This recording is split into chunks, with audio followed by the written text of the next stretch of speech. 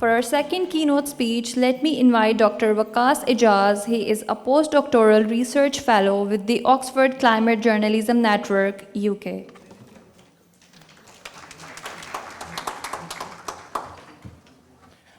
Thank you very much. Assalamu alaikum. It's an I'm extremely honored to be here. Thank you, Dr. Farasa Jabin, for inviting me. The luxury of being the last person on the panel like that is that all the good things that you wanted to say have already been said. So I'll try to not bore you with the details.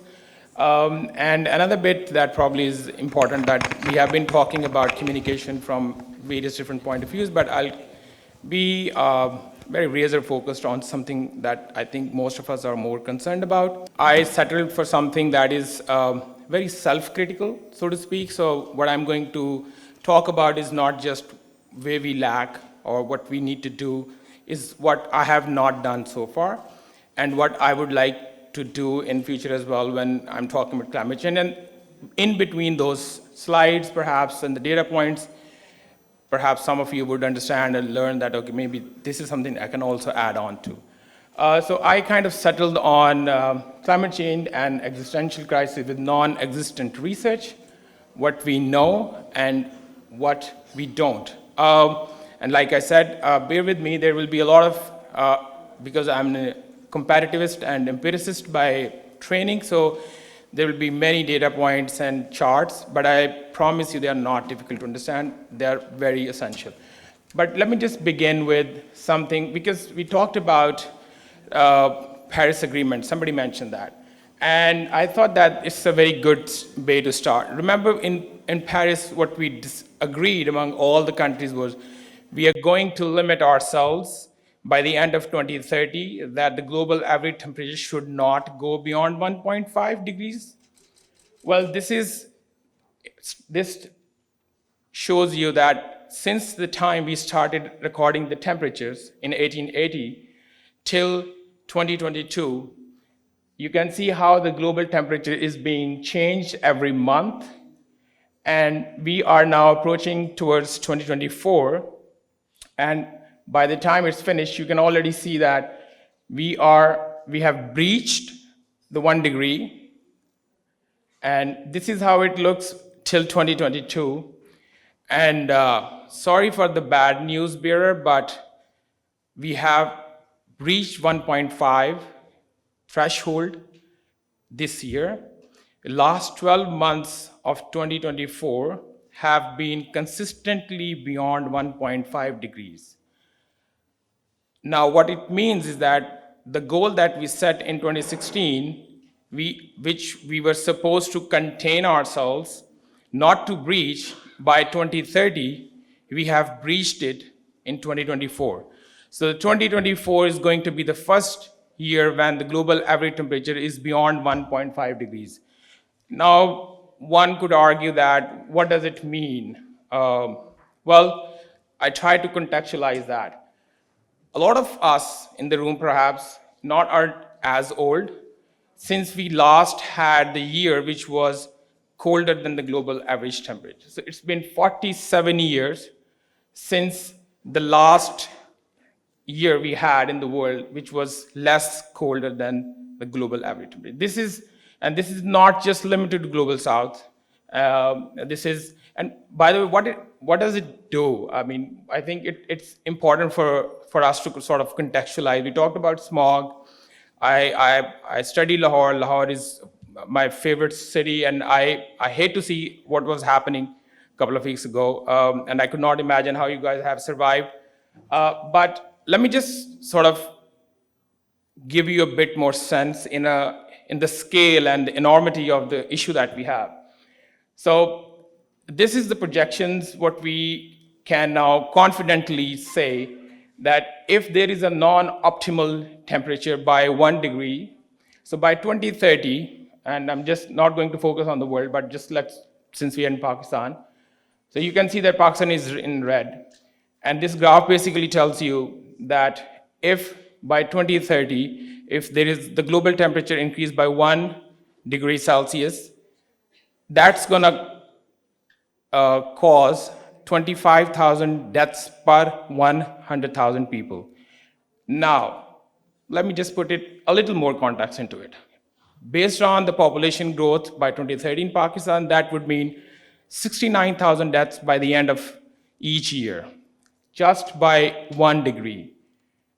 If I move the timeline to 2050, if we continue on the path that we are, that number goes up to 117,000 a year.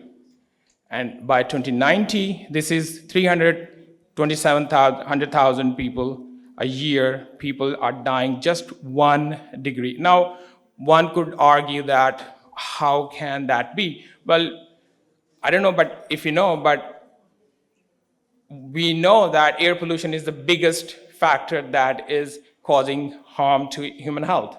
And this is purely, I mean, there is a lot of governance behind that, but purely this is climate change induced impact.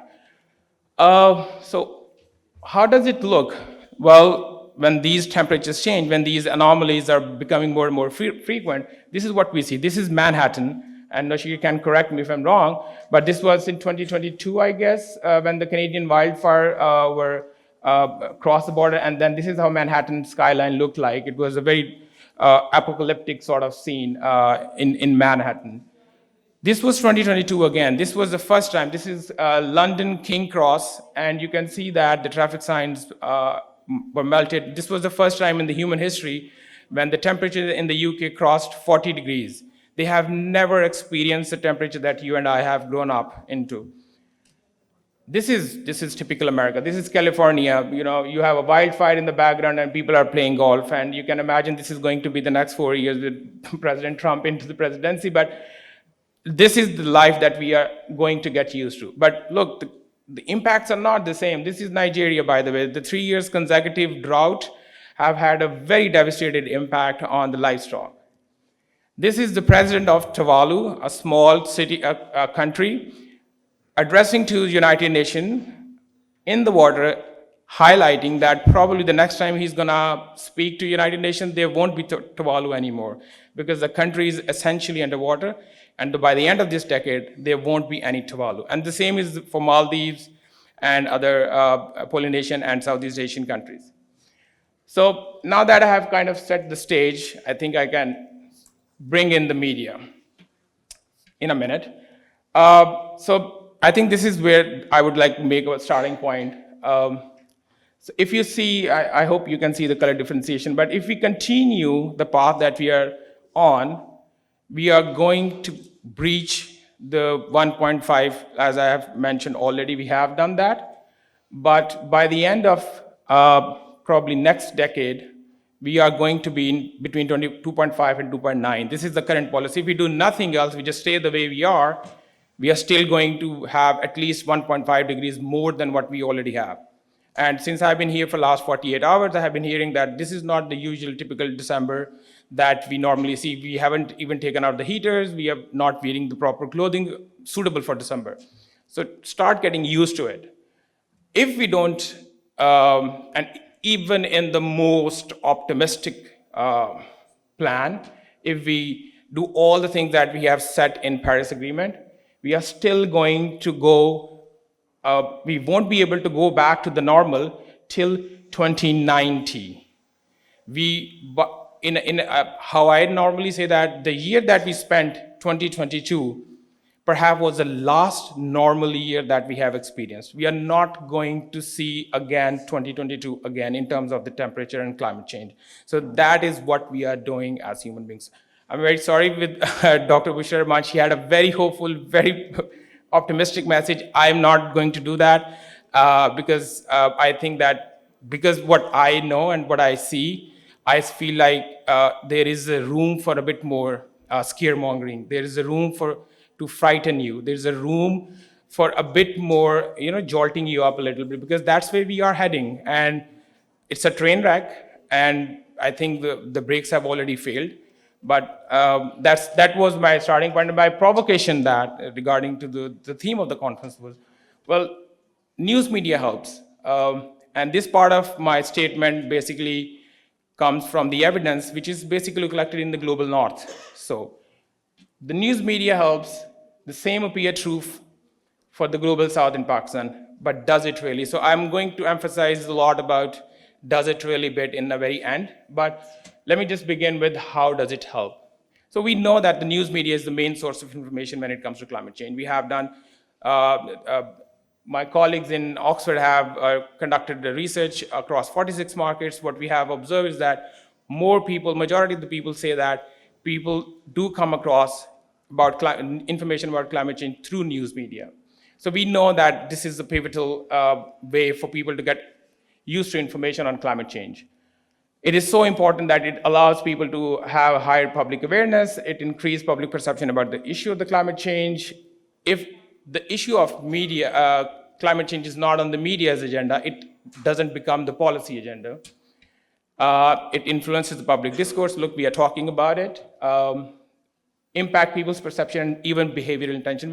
This bit is a bit not very important in terms of the evidence point of view, but we do have some evidence that people who consume more and more information on the issue, they tend to have a, let's say, pro-environmental behavioral intentions.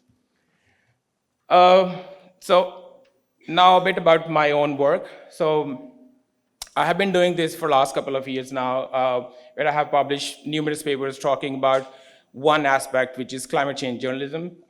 This one was conducted in Pakistan when I talked to climate journalists, almost all climate journalists that existed. Then I looked into the news coverage for last 11 years in Pakistan to understand how different newspapers actually cover it. It was a computational analysis. And then I made an argument with Dr. Najm that the way the climate is changing, Global South is not going to be the news taker. By that, we meant that we are not going to just consume news about climate change. Because of the increased frequency and intensity of the issue, we will be in the news. And if that holds, then if you remember 2022 floods, we were everywhere in the news. We were making news, not taking news, and in fact, the UN Secretary General actually took that moment to make a point that this is how the future looks like. And recently I talked about a published paper in New Media and Society where I looked into how trust is more important when it comes to climate change misinformation.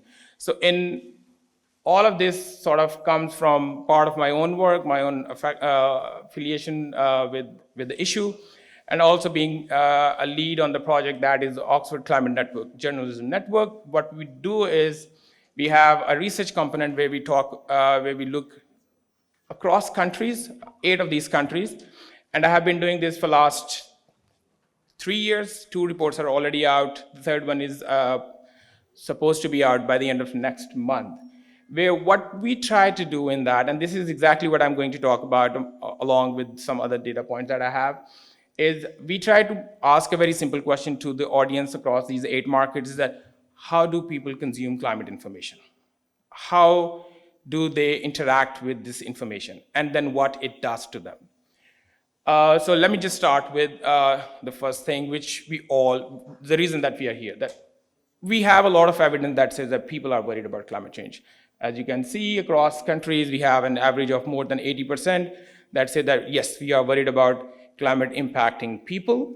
We are worried about climate impacting the world. There's no rocket science there. But then comes sort of a disconnect. So they are worried, but when I ask them the question about, okay, this is the list of all the problems your country is facing right now, which one do you think is the most important problem? And you see, most people rely on the cost of living crisis or economic problems. Climate change is not even among, Pakistan had 13% people saying that this is one of the most important issue that people are facing in my country. And this was because we conducted this study right when the floods were happening in Pakistan. So you can imagine the heightened percentage of people. Otherwise, less than 10% people, with the exception of France and Germany, people are not really, they perceive that this is not a very important issue for the country. And well, if they are not worried about, they are worried about it, they don't think it's important, but they do consume a lot of news about it. So across these countries, what we ask people that how much have you consumed, or when was the last time you saw climate-related information? And you can see that more than 1/3 across all countries have said that we have come across climate-related information within the last 7 days. Now, this could mean that either they deliberately, turned on the TV or looked up the social media to consume that kind of information, or it could also be that, well, there was a extreme weather event going on, and that specific time frame was when people were like consuming more information about that. Now, somebody mentioned from the panel that it's a young people's issue. In fact, Dr. Bushra mentioned about Good Friday and strikes that are happening. So climate change is a very youth-related issue and whatnot. I always make that point. I don't see it. I'm sorry, I don't see it. Look, I mean, I know I have a very small kind of a data point, but it's not a youth-related issue. When I see the data, and this is being consistent, this is the third year I'm talking about, and I was just crunching number last night, and this is the same pattern. Young people between the age of 18 to 24 do not consume climate-related information, period. So, but this somehow we are like going into the idea that, well, the younger generation are more vulnerable, so they are supposed to be the torchbearers. But that's not the case. At least they are not engaging with that information. We do see that there is no gender sort of differences, because men and women are equally engaging with that kind of information. But we do see a significant amount of shift when we are moving from the younger to the older generation. Now, one could argue that, well, old people have a lot of time on their hands, they consume more news, hence they also consume more climate news. But if I am the one who is being touted as somebody who's going to, lead the way in terms of talking about the issue, then I should just do not need to follow the trend. I mean, if I'm the one who is considered that I'm more vulnerable, then I should be more passionate and concerned about the issue. Moving on to the different sources, this is where I try to highlight a bit about Global South. What we have done in the past, a lot of countries have, consistently mentioned that the TV is the single most important source of information for them when it comes to climate change. And I want you to just have a look at Pakistan. This one, okay. So Pakistan, we have 46% people who say that we consume climate-related information on online sources, which is twice as much as people have said that they do it on the TV news. Now, this is kind of I won't, I'll just keep it to myself, but it seems like it is indicating how the media landscape is evolving in the country. And that is why what Naushir was talking about, how we need to kind of bridge the gaps, how people in global north kind of perceive, this is a sort of a go-to thing that TV is single most important source, but this is not the case. In India and Pakistan, we have a different kind of media system, which makes online sources much more prevalent in terms of consumption. You earlier saw that roughly around 45% people say that they consume a lot of information. And now I'm going to go back. I think we were at this slide where we were talking about there's half of the people who kind of consume a lot of information, but there is a lot of other people who avoid that kind of information. This is becoming a very serious concern for a lot of media scholars, that a lot of people are avoiding news. And this is not just the climate news, basically. This is news across different types as well. And the reason that people often give us was that, 27% people said that they find the news is untrustworthy and biased. So this is a major concern for a lot of media organizations across the world. And similarly, across people who are climate activists who are working towards making people consume more information on that. And trust has been sort of a pivotal in terms of my understanding as well. So if you look across the countries across 2 years, what we see is that, well, on average, people do find that the information that they do see on the media is quite trustworthy. I mean, there are some variation, but overall, this kind of information is still considered as trustworthy. This one, again, I wanted to sort of highlight because I was going to and fro on that one. We ask about a range of different sources which we use as climate-related actors and where we get information. And what I want to really point out, not look at the percentages, but try to see how India and Pakistan is, how nice the people are, that they basically trust just about everybody. And you have high 70s, high 50s, who basically, when we talk about climate change, they trust scientists, they trust official international organizations, they even trust people they know personally, and even the energy companies. 54% people in Pakistan said that when it comes to climate change, we trust energy companies provided information. Now, this tells me two things. One, we are not doing the research right. That means being survey is not the good way to do it, because definitely this doesn't make any sense. Because if you look across other countries, for example, in the UK, you have 19%, 31% in the US, makes sense, 10% in France and 15% in Germany, but why India and Pakistan? 61% in India, 54% in Pakistan. So that brings me the issue which I mentioned in my provocation. Does it really? Because I think there is a room for us to acknowledge the fact that the surveys have their own inherent fallacies. But having said that, because this is doing survey is what earns my bread and butter, so I can't really do a lot of criticism on that. Despite that, one thing that probably kind of is a silver lining is that we rely on the evidence if we see this overall trend. And frankly, this is the overall trend. So there are issues the way that surveys are being done, but they are not too wrong, so to speak. I think Noshir mentioned about misinformation, and this is also one of the topics that I've been very interested in, especially climate-related misinformation, because we know that, okay, in the US, there is a lot of misinformation on climate change. In Australia, for example, a lot. What about Pakistan? Well, we tried to look into that as well, and what we found that, and this probably is not a very popular thing to say, well, there is no climate change misinformation problem, at least not in the global south. I mean, in the graph, you can see that in India, probably people are more likely to believe in climate-related misinformation, but that is not really a concern. People are still very much cognizant of the fact that this is a real issue, and all the misinformation about this is not being caused by humans. There are no greenhouse gas emissions. These kind of beliefs are not sticking with people. And this further validates that. And when I ask them, how much do you think you are exposed to climate-related misinformation, you have an average of 25% people across the board. People who consume frequent news, they were right. They knew that their country is being impacted now. So they had the right opinion. Whereas people who consume less news, they held the wrong opinion. Again, pointing to the fact that news media helps. It's that help that what we are saying is that the overall global coverage of this issue has been steadily increasing. And if I just pick Pakistan out of this is how the news coverage in the two newspapers have been in the last 10 odd years. And this comes from my own research, which kind of pans on exactly the same pattern in the three main newspapers, Dawn, Express Tribune, and the News. This is a quarterly frequency laid out across 11 years.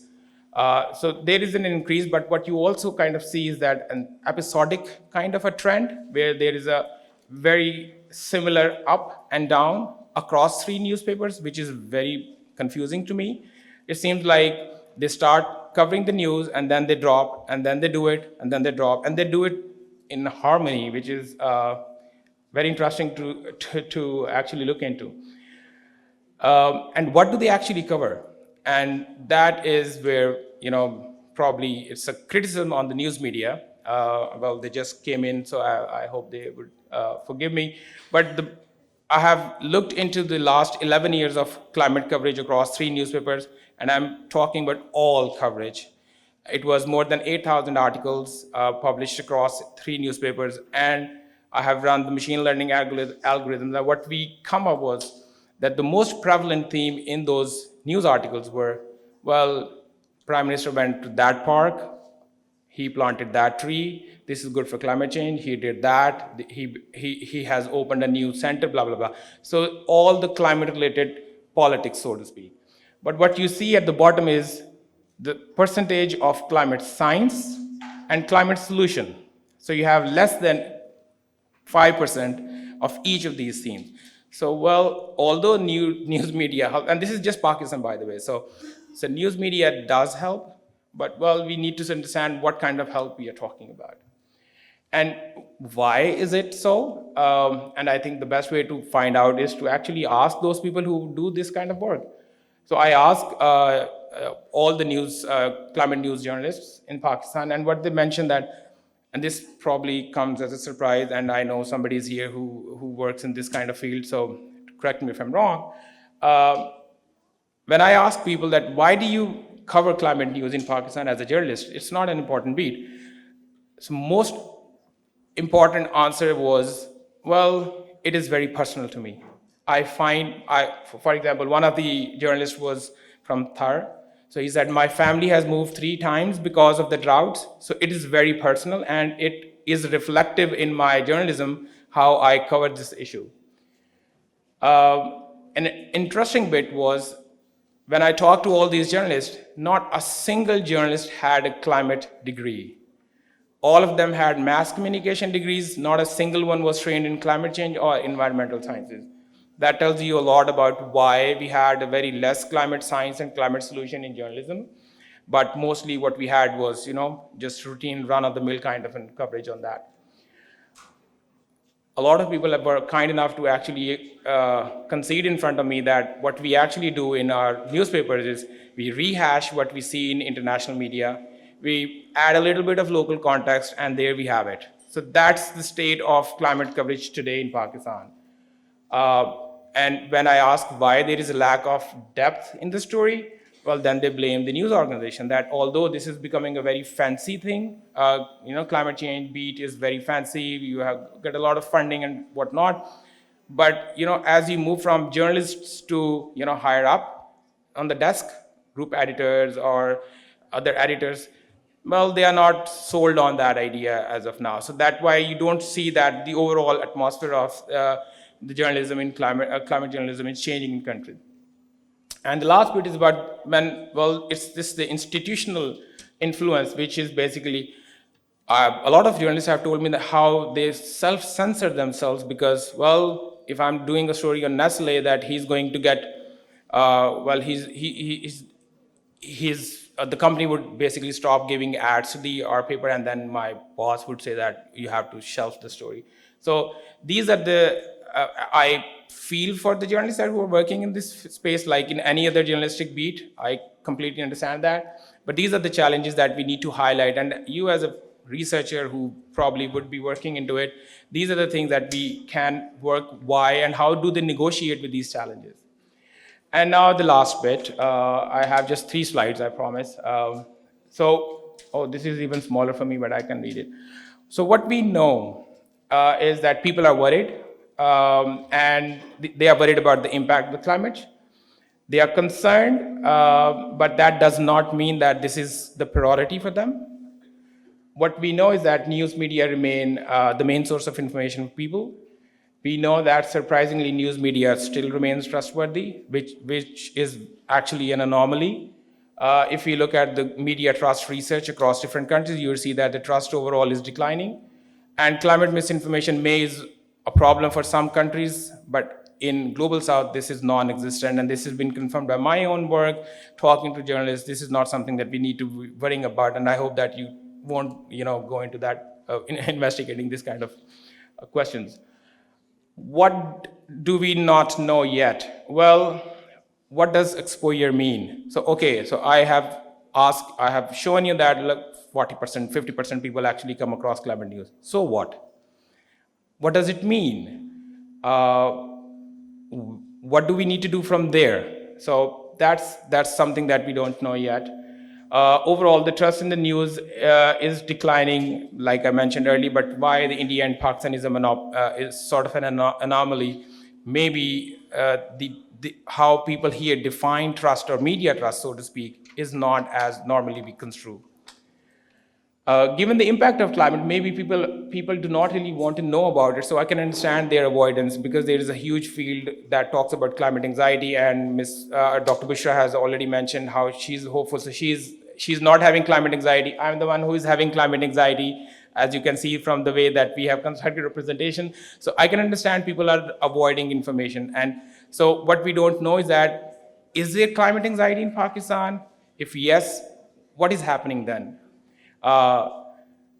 Another thing that I think is important is, what did I write? Yeah, is there an association between news media and policy action? Now she talked about, translating our research into basically seeing the outcomes of that. I haven't seen that even in, not just in Pakistan, but global South. This perhaps is not a very prevalent trend when it comes to social science research. We are we are notoriously bad in translating our work, no matter how important it is, to becoming a policy action. Uh, I think what is very interesting, and we don't do that, that there's, besides news media, which other actors are very important. When I showed this kind of work across different countries, what I kind of see people questioning, why religious leaders are so important when it comes to climate change information in India and Pakistan, because you don't really expect somebody from from your local mosque talking about climate change. But what we don't understand is the local culture kind of, they do trust their their Maulvis and their imams, so they want them to talk about these issues. So we have always been pivoted on very few areas where we are looking into, but there are other actors in the market that can be very helpful and forceful in making this a point that we need to talk this through. The way forward is something that is for me, and you're free to take it or leave it, because I think these are the things that we need to do in terms of expanding the research both in the field itself and in the Pakistan as well. So we need to go beyond just the surveys. There we have now a very robust infrastructure where we can basically, I can actually look what you looked on your phone. So when I ask you, have you come across any climate related information, and you say yes, I don't need to take you for your word. I can basically, if you be willing to be my subject of my research, I can basically see if you have actually seen it or you just told me that you have seen it. And we have those tools which we can actually utilize to kind of make that case more strongly. And we have been doing this a lot, tracking studies where we are tracking people news consumption for a week, and we see that what people are using, what they are seeing, just the website, just the URLs, and the machines are becoming more and more understandable, are capable in a sense that they can churn out the right kind of information that we want. And we can actually pinpoint what you saw and then what happened. We can kind of make that connection. One thing is probably is a sort of a go-to thing as well. We have been notoriously bad in talking to more diverse voices. For example, I have hardly seen how farmers are talking about being impacted by climate change. They are the forefront. They are at the forefront because they know when the locust comes in earlier than the normal time. So they know how to cope up. They have more mitigation and adaptation strategies in place than probably anybody in the media can tell them. But I haven't seen any study that talks about how, for example, how women are being more vulnerable to climate change. We know that for a fact. We have empirical evidence that women are going to be more impacted by climate change. But we haven't really talked to them how they are coping up, or how will they cope up if if the situation becomes even more dire. So this is a very critical point to the research academia, the research scholarship in Pakistan. So I am somebody who kind of goes along with the mixed method approach, but the research that comes out of Pakistan is very qualitative heavy. I can understand that people have a scare of numbers, but I think we need to sort of have a mixed balance where we can have qualitative and quantitative work. At least we should attempt to do that. We need to go beyond just talking about correlation. There has to be more work done regarding causation. Which I mean is experimental studies where we can actually make make people see what kind of impact media is having. And the last bit is be creative in raising up the questions. And one way to be creative is that, for example, looking at different kind of data sources, not just relying on newspaper. Look into what policy actions have been taken. Look at the website like Climate Radar, for example. What are the policy outcomes have been already implemented? You can get a lot of data from these different platforms, All you have to do is just be creative in asking those questions, and I'm pretty sure that you'll find somehow a way to answer those empirically. And that's it, I promise. Thank you very much for your attention, and I hope you learned something from it.